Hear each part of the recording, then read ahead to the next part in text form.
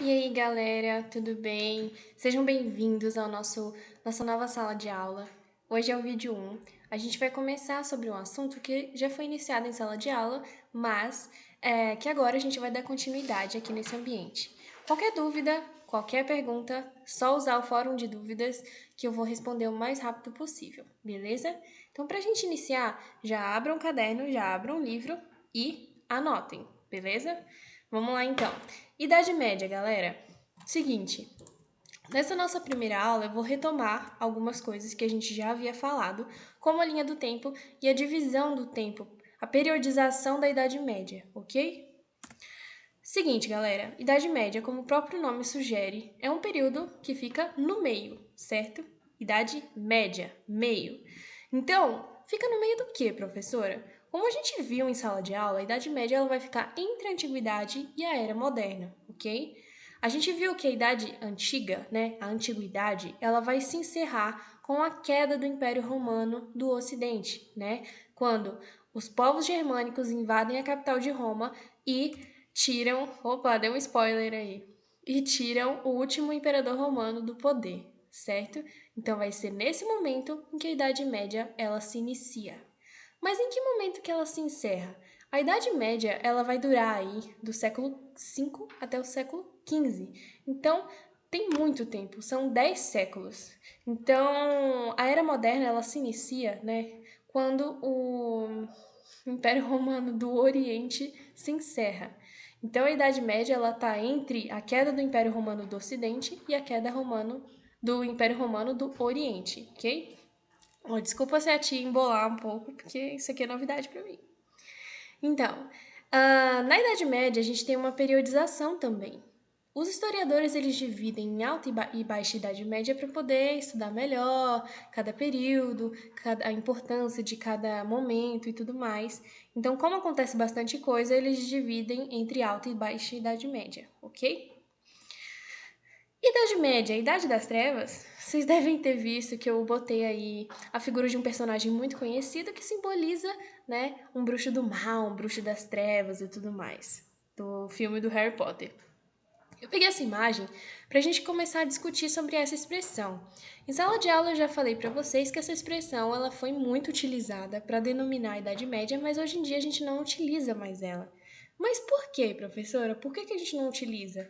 Inicialmente, ela surgiu, né, de alguns intelectuais, alguns pensadores, que denominavam essa época uma época em que a cultura greco-romana ela sofre alterações, porque vocês lembram que a Idade Média ela vai ser um momento em que a cultura germânica e a cultura romana elas vão se entrelaçar, fazendo surgir a cultura europeia, né? O início de uma cultura europeia. Então vai ser a mistura disso aí, a mistura de vários povos, a cultura de vários povos. Então o que vai acontecer?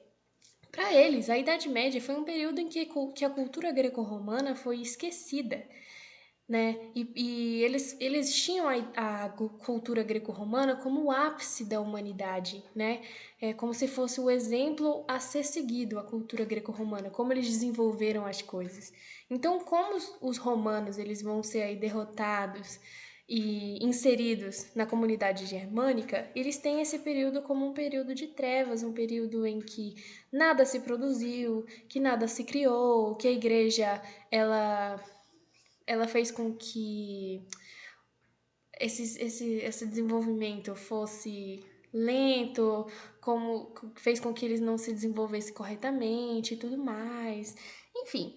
Só que hoje a gente sabe que não foi bem assim, certo? Não, a gente não pode dizer que foi uma idade das trevas, um período em que surgiram as primeiras universidades, em que o estilo artístico gótico se desenvolveu, um período em que inovações técnicas de cultivo, o surgimento do primeiro moinho, fizeram com que a produção aumentasse por ter sido desenvolvido nesse período. Um período em que surgiu a primeira impressora, né? Porque até então todos os livros eram feitos manualmente. Então, um período como esse a gente não pode chamar de Idade das Trevas, a gente não pode falar que nada se desenvolveu, certo? Então, por isso que hoje em dia essa expressão não é mais utilizada, certo? Tô falando muito certo. Vamos lá, galera. Contexto histórico. Em que momento a Idade Média ela se inicia? Em que momento, o que estava acontecendo naquela época? O que fez com que esse período se iniciasse? Vamos lá. A gente viu que antes da Idade Média começar, o Império Romano do Ocidente estava passando por alguns problemas internos. A gente estudou isso no capítulo anterior.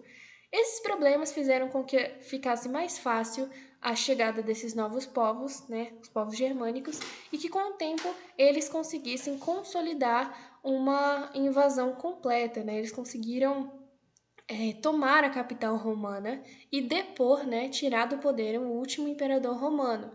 Então, o contexto histórico é esse. No meio, o contexto histórico são as invasões germânicas, né, e a queda do Império Romano do Ocidente.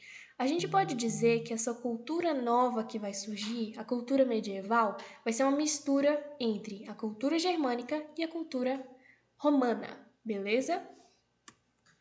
Os povos germânicos, galera, quem são esses povos? Aí a gente tem o nome de alguns povos, né? Os ostrogodos, os burgúndios, saxões, francos, ângulos, vândalos, os visigodos. Todos eles são povos germânicos e são esses povos que vão ocupar o antigo território do Império Romano do Ocidente, ok?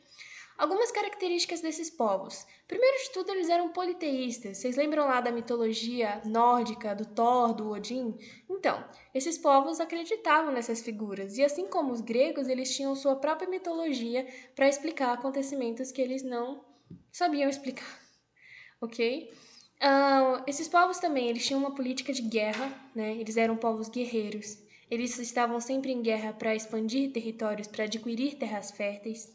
Eles tinham muito essa cultura de guerra, de valorização do militar, do líder militar. Então, eram povos considerados guerreiros. Outra coisa, eles não tinham leis escritas, as leis eram passadas oralmente. Isso é o que a gente chama de direito consuetudinário. É um direito, né? São leis baseadas em costumes. E através dos costumes eles organizam a sociedade. Não tem nada escrito, ok? Já o comitatus é uma característica deles com relação ao militarismo. Eles serviam a um líder militar. Poderia ter várias tribos, mas em um momento de conflito, todos eles se reuniam em torno de um líder militar que os liderava, certo? Era como se fosse um único exército, independente das diferenças étnicas e tudo mais. Ok aqui? Tudo bem? Vamos lá, então. Aí eu botei para vocês um mapa para vocês entenderem como que ficaram distribuídos esses povos ali no território romano, ok? A gente tem aí os francos, os anglo-saxões, os burgúndios, os ostrogodos. A gente tem ali desenhado também o Império Romano do Oriente, que só vai entrar em decadência mais para frente, lá no final da Idade Média. A gente tem os suevos, os visigodos. Enfim, esse mapa aí mostra pra gente mais ou menos como é que ficou a distribuição desses povos. Eu quis botar para vocês conseguirem visualizar. E é isso, galera. Essa foi a nossa primeira aula. Eu espero que vocês tenham gostado. Se vocês tiverem alguma dúvida, entrem no fórum para a gente poder discutir, para a gente poder conversar. E lá no fórum eu já vou abrir um fórum para a gente ter uma primeira atividade sobre esse primeiro vídeo. Então não deixe de ir até lá para conferir, beleza? Até mais, galera!